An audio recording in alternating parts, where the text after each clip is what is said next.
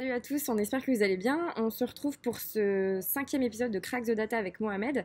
Mohamed qui était auparavant business consultant, il a ensuite suivi la formation full stack chez Jeddah avant de nous rejoindre en tant que TA.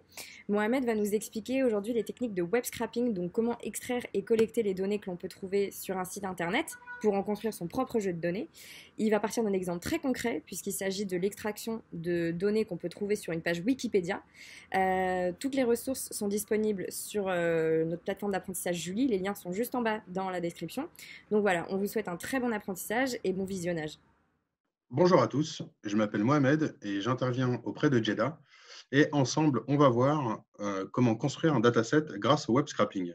Alors, quand vous travaillez sur un sujet de data science et que vous avez besoin de données, ces données peuvent provenir de différentes sources. On a ici une liste non exhaustive, bien sûr, de ces différentes sources possibles. Donc, vous pouvez avoir des données de production qui proviennent de l'entreprise dans laquelle vous travaillez, par exemple. On peut avoir également des datasets préexistants qui viennent de Kaggle ou d'autres sites de ce type. Vous pouvez avoir également des portails d'open data qui vous fournissent la donnée nécessaire. Et on peut également avoir ce qu'on appelle le web scraping. Alors, pour ceux qui ne savent pas ce que c'est une technique qui permet d'extraire le contenu de pages web et de pouvoir les réutiliser dans un autre contexte. En ce qui nous concerne, ça serait par exemple extraire du texte, des images ou éventuellement même du son depuis des pages web et de pouvoir entraîner un modèle de machine learning ou de faire toute autre chose avec. Quel est l'objectif de cette vidéo? C'est premièrement comprendre le fonctionnement d'une page web, savoir repérer, extraire les informations pertinentes. Deuxièmement, construire en partenariat un dataset grâce aux techniques de web scraping. Et enfin, pouvoir utiliser de manière intelligente et adéquate les librairies Beautiful Soup et Selenium qu'on va voir ensemble pendant notre cas d'étude. Quelques rappels théoriques avant de passer au cas d'étude, au cas pratique. De quoi est composée une page web? Elle est composée essentiellement de balises HTML dans lesquelles vous aurez toutes les informations contenues et qui s'affichent à l'écran lorsque vous consultez une page web. Par exemple, le titre de la page web sera contenu dans une balise titre, les images dans des balises images, les paragraphes dans des balises paragraphes, etc., etc.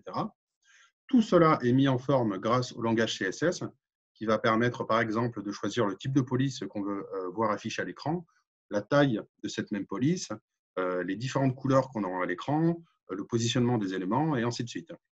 Et éventuellement des scripts qui peuvent être joués sur la page, qui eux sont codés en JavaScript. Ces trois langages-là sont interprétés par votre navigateur Internet et du coup, en termes de rendu, vous avez ce que la personne qui a programmé le site web a désiré. C'est-à-dire, voilà, si on décide que la page titre s'affiche en police 12 et en couleur vert, c'est ce que votre navigateur va interpréter grâce à ces trois langages-là. Et c'est ce qui va s'afficher lorsque vous consulterez la page web. Maintenant, passons au cas pratique. Pour pouvoir faire ce cas pratique, on a besoin de trois librairies Python. La première, c'est Request pour adresser les requêtes au serveur. La deuxième, c'est Beautiful Soup pour récupérer le code source de la page. La troisième, c'est Selenium qui va nous permettre d'interagir avec la page web. Donc, pour installer ces trois librairies, c'est comme d'habitude. On passe par le terminal et au moyen de pip install, on peut effectivement installer ces trois librairies. En quoi va consister le cas pratique qui va nous occuper une bonne partie de cette vidéo? C'est de récupérer grâce à Request et Beautiful Soup le nom des 50 États des États-Unis d'Amérique, ainsi que leur capitale. Également, obtenir grâce à Selenium la position GPS des capitales de ces États. Par exemple, pour la Californie, ça sera Sacramento, etc. etc. Et d'avoir les coordonnées GPS de cette même ville. Et enfin, grâce à Selenium, toujours, de constituer un dataset constitué d'images provenant des capitales de ces États. Du coup, si on reprend l'exemple de Sacramento, vous aurez plein d'images de la ville de Sacramento que vous aurez dans un dataset, ainsi que de toutes les capitales des autres États américains. Du coup, pour ce cas pratique,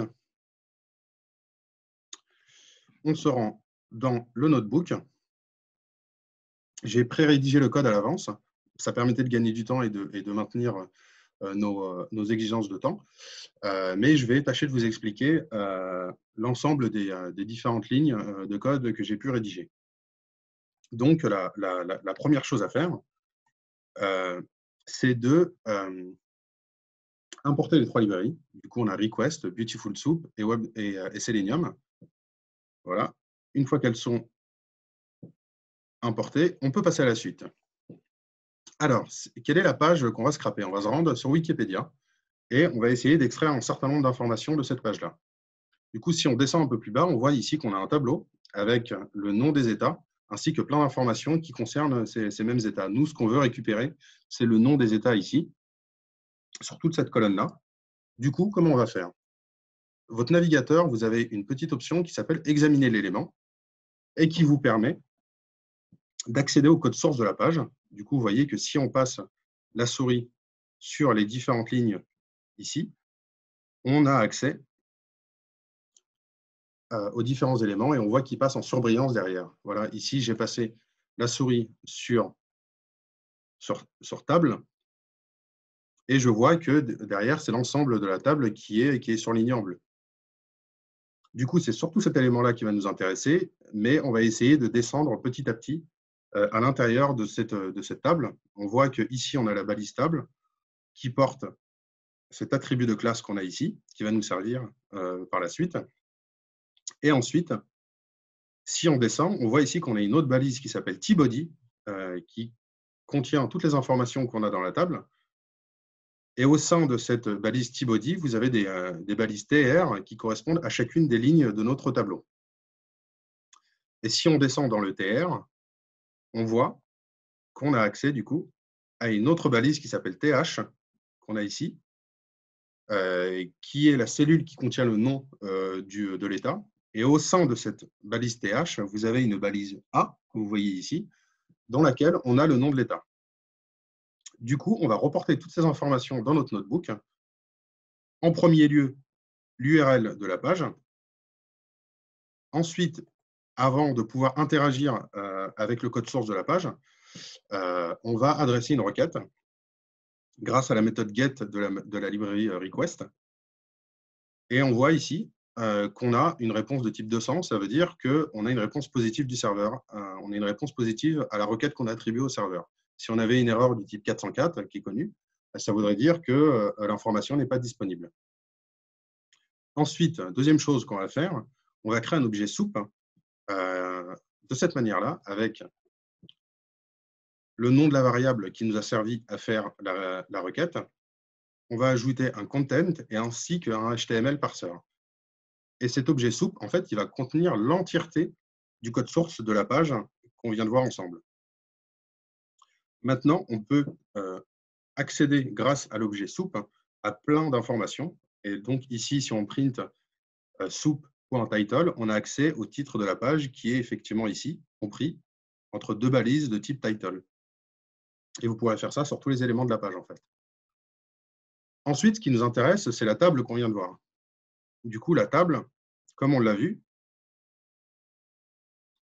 elle est contenue ici, dans une balise table, et elle porte cet attribut de classe qui porte ce nom. Du coup, ce qu'on va faire, on va créer une variable qui s'appelle table, et on va lui demander de nous trouver cette table avec cet attribut de classe. En faisant ça, maintenant, on a ici tout le code source de la table, avec le nom des États, etc. Mais étant donné qu'il y a plein d'informations qui ne vont pas nous être utiles, ce qu'on va faire, c'est qu'on va suivre un certain chemin, en fait. Le chemin que je vous ai montré juste avant, vous vous souvenez, avec table, tbody, tr, th, a. Et a étant l'élément où on a le nom de l'État, et c'est ça qui nous intéresse. Du coup, on crée d'abord une petite liste vide qu'on va appeler data, et ensuite, avec une boucle qu'on a ici, on va demander à notre boucle d'itérer au sein,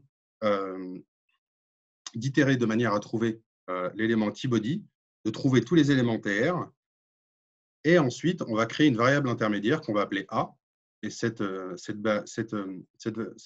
variable intermédiaire, on va lui demander de chercher dans chacune des balises th l'élément a, et effectivement, c'est dans l'élément a qu'on a le nom de l'État.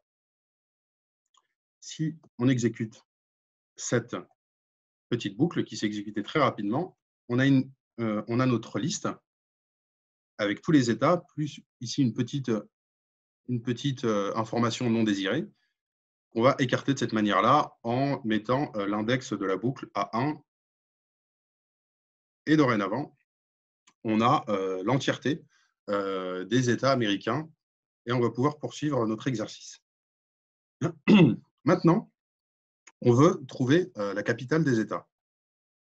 Pour trouver la capitale des États, voilà, si on prend par exemple le premier, l'Alabama, on voit que la capitale de l'État se trouve ici. Et si on clique sur le nom de la capitale de l'État, on arrive sur la page de Montgomery, Alabama. Et si on clique ici sur Coordinates, on arrive sur un autre site qui nous donne les positions GPS. Et nous, on va vouloir récupérer ces 2 positions GPS-là. Du coup, on va se servir de Selenium pour que notre script, une fois qu'il est sur le nom, qu'il est sur la page d'un état, qu'il aille automatiquement cliquer ici, à l'endroit où est contenue la capitale, et ensuite qu'il clique ici, et ensuite qu'il nous récupère les 2 éléments qu'on a là. Pour faire cela, on va se servir de Selenium. Et Selenium, pour pouvoir l'utiliser, on a besoin d'une version exécutable en fait, de notre navigateur. Du coup, pour votre navigateur et votre operating system, je vous laisse vous rendre sur la page de Selenium. Il vous donne les liens pour télécharger le fichier en question et ensuite de le placer dans le path de manière à ce qu'on puisse l'utiliser. Vous voyez ici que, en ce qui me concerne, c'est Firefox pour Windows. Du coup, on a un fichier qui s'appelle geckodriver.exe. Et ici, on va simplement lui dire que le chemin de geckodriver.exe se trouve dans le current working directory avec cette petite méthode. Et du coup, le fichier s'appelle geckodriver.exe. Ensuite, on crée une variable avec l'URL de l'Alabama, c'est-à-dire cette URL-ci. Et ensuite, on va créer un objet driver qui va s'appeler webdriver.firefox et on va mettre executable path. Et là, en fait, je mets le chemin geckopath as POSIX. Ça veut dire qu'en fait, il va nous mettre le chemin qui nous mène jusqu'à geckodriver.exe, de manière à pouvoir l'utiliser dans notre scrapper. Ensuite, une fois qu'il a réussi à trouver le chemin du driver, en l'occurrence geckodriver, ensuite, ce qu'il va faire, c'est qu'il va faire driver.get, il va se rendre sur l'URL qu'on a juste là, URL Alabama. Ensuite, on va créer une variable où on va lui donner ce qu'on appelle le XPath de la capitale de l'État. C'est-à-dire que quand on est sur la page de l'Alabama, si on fait inspecter l'élément, examiner l'élément, pardon, et qu'on fait copier le XPath ici, en fait, on va avoir le chemin balise par balise jusqu'à cet élément de la page. Du coup, on le met ici. Ensuite, on va lui demander, on va demander à Selenium, avec la variable capital, de trouver au sein de la page le path en question. Ensuite, Selenium va cliquer grâce à capital.click. Vous vous souvenez, capital, c'est l'endroit où se situe la capitale de l'État. Et ensuite, on va lui demander de faire capital.click et il va vraiment cliquer dessus, en fait. Ensuite, on va lui demander de se reposer une demi-seconde, simplement pour que la page puisse charger, parce qu'il passe de la page Alabama à la page capitale de l'Alabama. Ensuite, on va lui demander une fois qu'il est passé sur la deuxième page, on va lui demander de trouver les coordonnées qui sont ici. Et les coordonnées, on va les trouver au moyen, cette fois-ci plus du XPath, mais du sélecteur CSS. Le sélecteur CSS que j'ai reporté ici. Voilà. Ensuite, on va demander à Selenium de trouver le sélecteur CSS au sein de la page. Vous vous souvenez, celui qui nous permet de passer sur l'autre site qui nous donne les coordonnées de la page. Ensuite, de cliquer dessus. Voilà. Là, on imagine que le scrapper va cliquer ici. Et ensuite, on va lui demander de nous trouver les deux éléments des positions GPS, celle-ci et celle-ci. Et on va les récupérer, vous voyez, comme d'habitude, avec le XPath, comme ceci, et on recopie le XPath. Je les ai déjà prépositionnés ici, dans les variables latitude path et longitude path. Ensuite, on va demander, une fois que Selenium connaît les deux paths en question, les deux XPaths, on va lui demander de créer deux petites variables, latitude et longitude, et on va demander à Selenium de trouver ces deux XPaths sur la page. Et enfin, on va lui demander de printer en texte, en convertissant ça en float, les deux positions GPS, l'une pour la latitude, l'autre pour la longitude. Et si on exécute tout ça, on va voir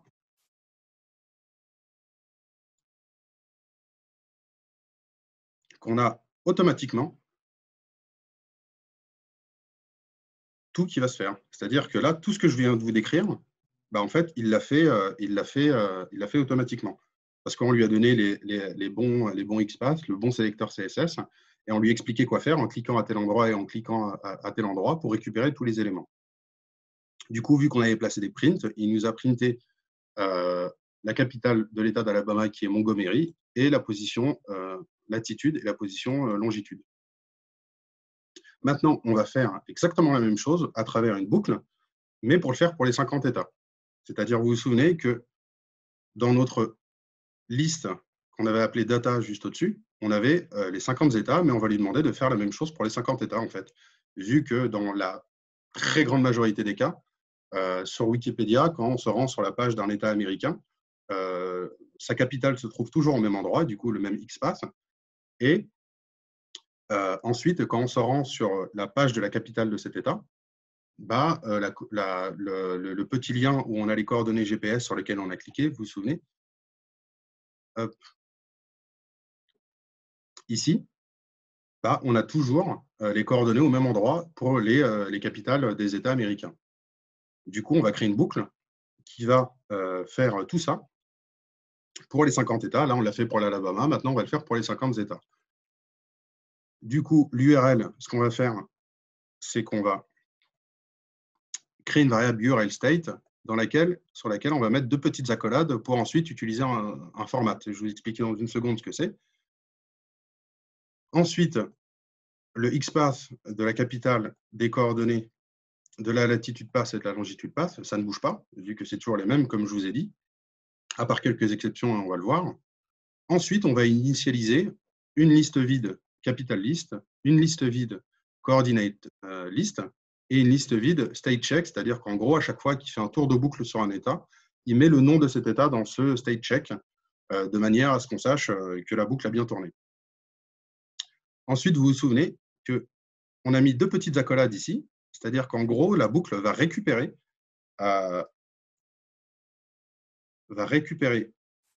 ceci en le positionnant là, dans le i,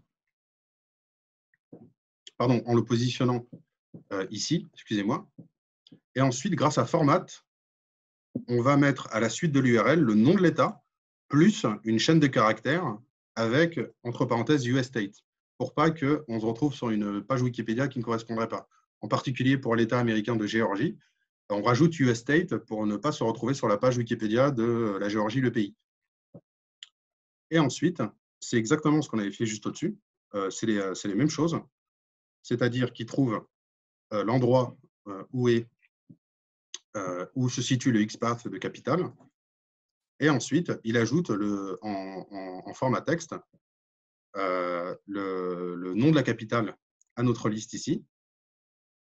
Ensuite, il clique sur le lien, il se repose une demi-seconde. Ensuite, pour éviter d'avoir des problèmes, on lui demande de trouver le XPath des coordonnées GPS. Vous vous souvenez, hein, ce petit lien ici, qu'on avait ici, là. Et ensuite, on va mettre une petite exception au cas où on a un problème. Il y a, je crois, 3 ou 4 états où il ne va pas réussir à trouver l'information.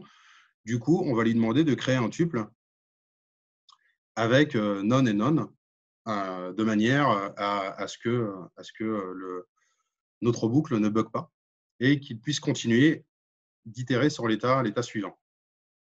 Ensuite, on lui demande de cliquer sur les coordonnées et puis s'il ne les trouve pas, effectivement, on remet une petite exception. Ensuite, il se repose une demi-seconde, le temps que la page puisse se charger. Il trouve la latitude et la longitude pour chaque état sur le deuxième site qu'on a là, et il nous met l'information.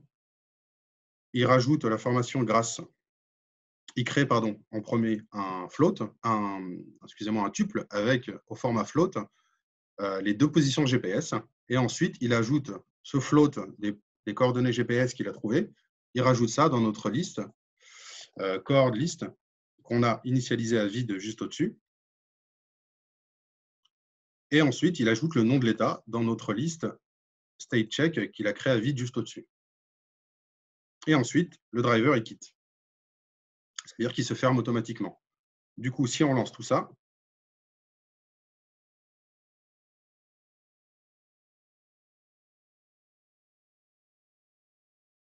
on voit qui va le faire pour les 50 États américains.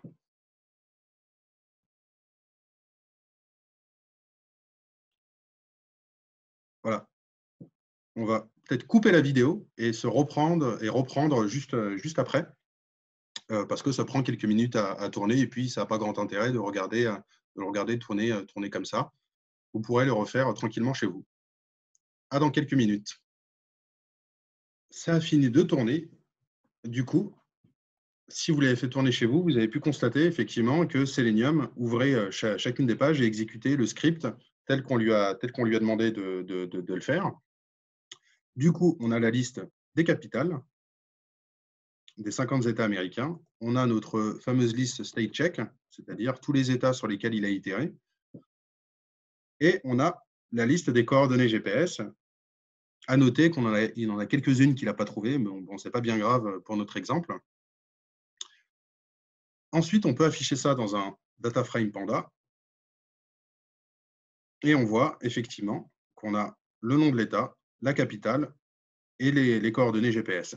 Effectivement, comme ça, c'est beaucoup plus lisible. On a construit ce data frame avec nos trois listes, comme on l'a fait ici.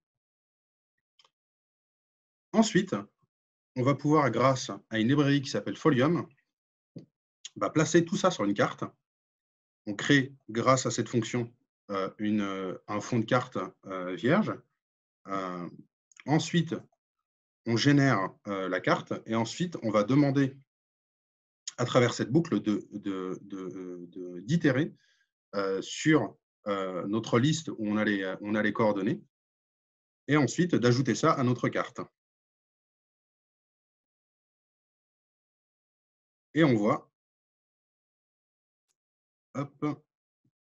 qu'on a du coup tous nos États pour lesquels on a récupéré les coordonnées GPS placées sur une carte des États-Unis. On voit même qu'on a même la capitale Honolulu d'Hawaï ici. Voilà pour cette première partie du use case. Maintenant, on va passer à la deuxième partie. Maintenant qu'on sait comment récupérer, grâce à Beautiful Soup et Selenium, des éléments statiques, maintenant, on va demander à Selenium d'interagir avec une page. Et pour ça, on va importer le module Keys de Selenium qui va nous permettre d'interagir avec un moteur de recherche. J'ai choisi le moteur de recherche Bing, qui est moins complexe que Google, qui pose moins de problèmes pour scraper que Google. Du coup, c'est celui-là que je vais utiliser. Comme d'habitude, on initialise notre driver. Ensuite, on lui demande de se rendre sur Bing. Et là, on va lui demander de chercher JEDA Bootcamp qu'on a mis dans cette variable-là. Et ensuite, on va lui demander de trouver un élément qui s'appelle Q. Hop, on voit ici qu'il porte l'élément Q, qui porte le nom Q, pardon. Tandis que tout à l'heure, on avait fait find element by XPath ou find element by CSS selector. Là, on va faire simplement find element by name. Et une fois qu'il a trouvé cet élément, l'élément qu'on a appelé search ici, on va lui demander d'envoyer le contenu de notre variable recherche, puis de cliquer, enfin plutôt d'appuyer sur la touche entrée. Si on l'exécute, on voit effectivement qu'il va nous ouvrir une page Firefox. Il a écrit JEDA Bootcamp, il a appuyé sur entrée et ça nous donne ça. Maintenant, si on passe sur du scrapping d'images à proprement parler, ça va être un petit peu différent, mais pas si différent que ça en fait. On va cette fois-ci utiliser l'URL de la partie image de Bing. Voilà, on voit que l'URL est là. On a notre URL ici. On va lui demander de se rendre sur cette URL-là, de trouver l'élément Q. Vous vous souvenez, l'élément Q, c'est l'élément de la barre de recherche. On va lui demander d'appuyer sur Entrée. Et puis, on va lui demander de chercher Paris, par exemple. C'est-à-dire qu'il va rechercher Paris, ici, la variable recherche, et il va appuyer sur Entrée. Ensuite, on va demander à Selenium, une fois qu'il a entré le mot-clé Paris dans la barre de recherche, on va lui demander d'exécuter ce petit script ici, qui permet de scroller, en fait. Là, en fait, on va lui demander de scroller l'écran vers le bas de 1000 pixels, puis de se reposer une demi-seconde, puis de réitérer ça 5 fois. En fait, il va scroller 5 fois les résultats de l'image, les résultats de Paris dans Bing Images. Il va scroller 5 fois de manière à avoir quand même pas mal d'images.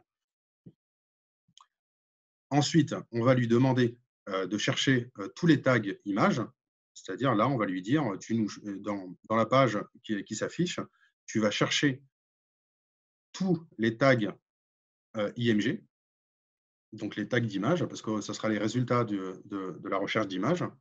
Ensuite, dans notre dossier où on a notre notebook, on va lui demander de créer un dossier qui s'appelle Paris Scrap. Si le dossier existe déjà, on a créé une petite exception de cette manière-là dans le cas où le dossier existe déjà. Ensuite, on va lui demander d'initialiser un compteur à 0. Ça va nous permettre, en fait, à chaque fois qu'on va scraper une image, de pouvoir numéroter l'image, en fait, parce qu'on va faire une boucle juste après. En fait, dans cette variable-là, on va avoir un objet Selenium qui va contenir tous les tags images et tous les éléments qui portent le tag image. Et ensuite, on va lui demander de trouver l'attribut SRC. Parce que vous voyez que si moi je tape manuellement Paris comme ça, si je me rends ici, je fais examiner l'élément, je vois que j'ai le tag image ici, et le SRC, en fait, ça ressemble à une URL, et c'est dans ce SRC qu'est contenu notre image, en fait. Du coup, c'est ça qu'on va chercher à récupérer. Du coup, notre boucle, il va récupérer le contenu de l'attribut SRC, parce que c'est là qu'est contenu l'URL de l'image. Ensuite, on va lui demander de récupérer le contenu de l'attribut alt, et on voit ici que l'attribut alt, c'est résultat d'image pour Paris. D'accord? Ensuite, pour cette première partie de la boucle, il va itérer sur tous les tags d'image. Il va récupérer ces deux éléments-là, l'attribut SRC avec l'URL de l'image, puis l'attribut alt avec le recherche, le nom de notre recherche, résultat pour la recherche, nom de notre recherche. Et ensuite, on va lui demander en fait de vérifier que SRC n'est pas nul avec une boucle if, et on va lui demander de vérifier que résultat d'image pour correspond bien à notre élément de recherche. Qui notre élément de recherche est Paris ici. Ensuite, on lui demande de passer en chaîne de caractères le SRC, c'est-à-dire l'URL, de le printer, c'est assez accessoire, mais en l'occurrence, comme ça va être visible quand on va le faire tourner, de ajouter un 1 à count, et ensuite, grâce à urllib qu'on a importé juste ici, grâce à sa méthode request, il va télécharger le contenu de notre image, d'accord, depuis le SRC. Et ensuite, grâce à la librairie OS qu'on a importée juste ici, on va pouvoir créer un nom de fichier qui va s'appeler, enfin, qu'on va mettre dans le dossier ParisScrap. Et le nom du fichier, ça va être une chaîne de caractères où on aura l'élément de recherche, en l'occurrence Paris, plus un underscore, plus une chaîne de caractères avec notre count. Le premier sera initialisé à 1, pour la deuxième image, on sera à 2, la troisième, on sera à 3, et ainsi de suite. Et enfin, le JPG. Du coup, si on exécute tout ça, comme d'habitude, on va voir, hop, hop, il scroll comme on lui a demandé. Et voilà, on a vu tout ce qu'on vient de voir, le scrolling plus la récupération des attributs SRC, plus la récupération des attributs alt, plus le contenu de tout notre boucle, ça s'est fait assez rapidement. Ensuite, le driver s'est fermé tout seul. Et si on se rend ici, on a un dossier qui s'appelle ParisScrap. Et effectivement, comme vous pouvez le constater, il a récupéré pardon, les résultats il a récupéré toutes les images pour la recherche Paris. Il nous a enregistré ça en local. Et vous voyez qu'en quelques lignes de code, pas beaucoup, on a pu récupérer là une centaine d'images. C'est-à-dire, si je lui avais demandé de scroller, je ne sais pas moi, 20 fois au lieu de scroller 5 fois seulement, on en aurait eu 4 fois plus. Du coup, on peut récupérer pas mal d'images assez rapidement. Maintenant que vous avez compris comment ça fonctionnait, on va le faire pour les 50 images, pour les 50 États américains. On va récupérer l'entièreté des résultats de recherche. Là, ce qu'on va faire, on va lui demander de rechercher le nom de la capitale, virgule, le nom de l'État. C'est ça qui va être cherché dans Bing Images. Et ensuite, pour la suite, c'est à peu près pareil que ce qu'on vient de voir juste avant. Simplement, là, on va lui demander d'itérer 10 fois et plus 5 fois. C'est-à-dire qu'il va scroller, 10 fois. Il va faire 10 fois 1000 pixels en scrolling vers le bas, au lieu de 5 fois juste au-dessus. Comme ça va nous donner plus de résultats d'image. Pareil, on lui demande de trouver l'élément, les tags images. Et ensuite, il initialise le count à 0. Exactement comme on a vu au-dessus, il récupère l'attribut SRC, l'attribut alt. Il vérifie que le SRC n'est pas nul et que le alt correspond bien à un résultat d'image pour format de recherche, nom de la capitale de l'État, virgule, nom de l'État. Pourquoi on fait ça? Parce qu'en fait, on va lui demander de vraiment récupérer que les résultats de recherche. Parce que si on ne fait pas ça, il va nous récupérer des petites images parasites, telles que ça, là, ce que vous voyez ici, plus la petite loupe. Nous, on veut vraiment qu'il nous donne que ce qu'on a dans les résultats de recherche. C'est pour ça qu'on met ces deux petites conditions-là. Ensuite, exactement comme juste avant, il passe en chaîne de caractères le SRC. Et c'est grâce à ce SRC qu'on passe dans urllib.request.urlretrieve qu'on va pouvoir récupérer notre image et l'enregistrer en local.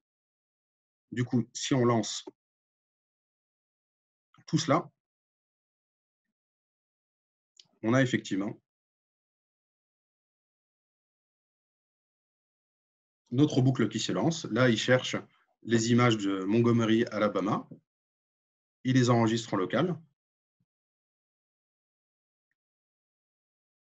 Et ensuite, il va passer à l'État qui vient juste après l'Alabama, à savoir l'Alaska et sa capitale qui s'appelle Juneau. Il récupère les résultats en images. Et puis, si on se rend dans notre dossier, cette fois-ci, voilà, c'est un dossier qui s'appelle Image Scrap USA, qu'on a défini ici. Et ici, on a créé le dossier ici. Et ensuite, la boucle vient enregistrer dans ce dossier le résultat de nos images. On voit qu'on a déjà 600, ouais, allez, plus de 700 images qui ont déjà été récupérées comme ça. Vu que ça prend un peu de temps, ça prend une dizaine de minutes à tourner pour les 50 États américains, en fait, je vais vous montrer le résultat final que moi, j'ai fait tourner de mon côté. Et on a effectivement, en 10 minutes, on récupère un peu plus de 13 000 images, avec à chaque fois le nom de la ville, virgule, le nom de l'État, le numéro de l'image, c'est-à-dire dans l'ordre dans lequel il l'a récupéré, qui nous a enregistré en local en JPEG. Et voilà, du coup, on a pu constituer un dataset d'images et on pourra utiliser ça, je ne sais pas, par exemple, dans un modèle de type classifier, où on pourrait très bien entraîner un modèle à reconnaître de quelle ville, de quelle capitale des États américains se situe l'image qu'on pourrait éventuellement lui soumettre. Voilà, on a terminé notre cas d'étude. Du coup, comme vous avez pu le voir, on a vu comment récupérer des informations en statique, entre guillemets, qui étaient dans le code source de la page grâce à Beautiful Soup. Et puis, on a vu, grâce à Selenium, comment on pouvait interagir avec une page, à savoir cliquer à tel endroit grâce au XPath qu'on a pu récupérer ou au sélecteur CSS, et ensuite récupérer un certain nombre d'éléments, au point qu'on a poussé ça carrément dans un moteur de recherche qui est Bing, pour récupérer toutes les images. Voilà, on lui a demandé de mettre le nom de la ville, virgule, le nom de l'État américain.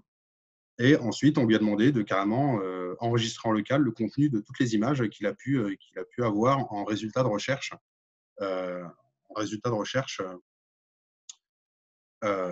pour ce qu'on lui a demandé de chercher. Du coup, pour aller plus loin, si vous avez envie, je vous conseille de pourquoi pas créer un scrapper d'un site marchand qui pourrait vérifier les références d'articles.